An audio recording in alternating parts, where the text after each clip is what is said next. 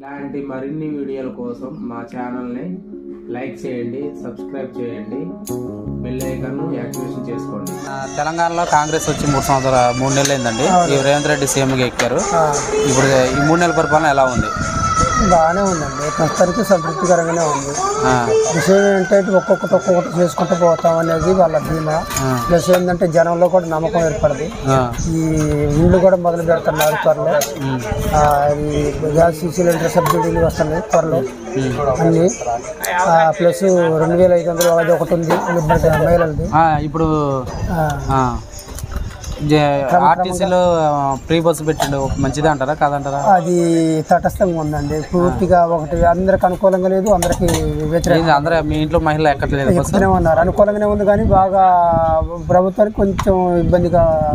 ఎందుకని ఇబ్బంది అంటే? ఎందుకంటే జనం అంతా తొక్కిసలాట అని అదని పల్లెటూళ్ళల్లో అట్లా ఉండదు కానీ పనులు పెట్టుకుంటే పెద్ద సమస్య ఉండదు. కాకపోతే ప్రభుత్వం కొద్దిగా భారం భారం పడిద్ది అంటారు. భారం పడుతుంది. ఇప్పుడు 0 బిల్లులు అంటున్నారు, ఇచ్చారా? 0 బిల్లులు కొంతమంది కరెంట్ బిల్లు 0 బిల్లులు అంటగా ఇచ్చిండా? వస్తాను 0 బిల్లు అసలు ఇంట్లో 200 యూనిట్లు కట్టే పని లేదా? కట్టే పని లేదు, ప్రస్తుతానికి అయితే కట్టే పని లేదు. తర్వాత రాజు మనకి ప్రోగ్రెస్ ఎలా చూడాలి. మరి 500కే సిలిండర్ అంటారు, అది కూడా అమలు చేసినట్టుగా అది వస్తుంది త్వరలో. అయితే అందరికి సబ్సిడీలు అంటే అకౌంట్ లో పడతాయి అంట. ఇప్పుడే మొదలు స్టార్ట్ ఈ నెలలోనే అందరికి ఇవన్నీ చేసిండు. కానీ ఎంపీ ఎలక్షన్ లో మళ్ళీ కాంగ్రెస్ గెలిచింది, ఎక్కువ గెలిచే అవకాశాలు ఉన్నాయి. బీఆర్ఎస్ రాదంటారా? బీఆర్ఎస్ రాదండి, ఇప్పుడు ఛాన్స్ లేదు. ఒక 5 సంవత్సరాల తర్వాత వారి ఇలా పరిపాలన చూసి దాని రేవంత్ రెడ్డి కూడా బీఆర్ఎస్ కీలకత్వం అయితే కేసీఆర్ పని అయిపోయింది, మొత్తం నా దాంట్లోకి వస్తున్నారు అంటుండగా. నేను గేట్లు తెరవట్లేదు, గేట్లు తెరిస్తే మటుకి మీ కాడ ఉన్న ఎమ్మెల్యేలు అందరూ అక్కడికి వస్తారు.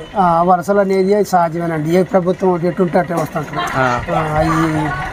అది అటు పోయాలి ఇటు పోయాలి ఎప్పుడు ఉండేవాళ్ళు వాళ్ళు, కొత్త కాదు కదా సార్. రీసెంట్గా ఏంటంటే మన మోడీ గారు మన తెలంగాణకు వచ్చినప్పుడు, హైదరాబాద్ వచ్చినప్పుడు ఆ రోజే కేసీఆర్ కూతురుని అరెస్ట్ చేశారు ఈడీఓలు వచ్చి మద్యం కేసులో.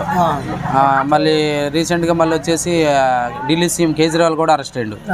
ఈ ఇద్దరు అరెస్టులో ఎలక్షన్ మూమెంట్లో ఈ ఇద్దరు అరెస్టు ఒక రాజకీయంగా చూడవచ్చా? చెప్పలేమండి, అది ఎన్నికల స్టంట్ కావచ్చు, లేకపోతే ఇంకొక బీజేపీ హస్తం ఉందంటారా?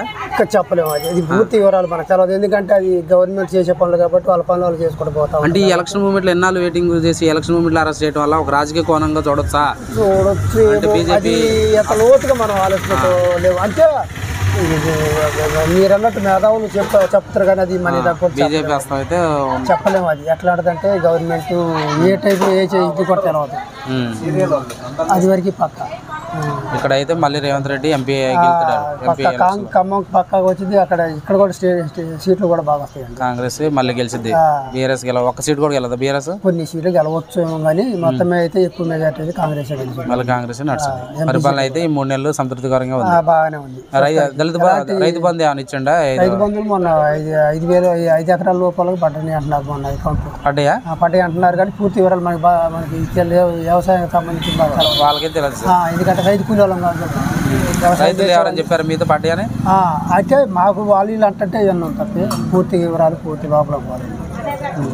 ఓకే అండి. ఎంపీ ఎలక్షన్లు అయితే మళ్ళీ కాంగ్రెస్ గెలిచే అవకాశాలు 90% ఉన్నాయి బాగా.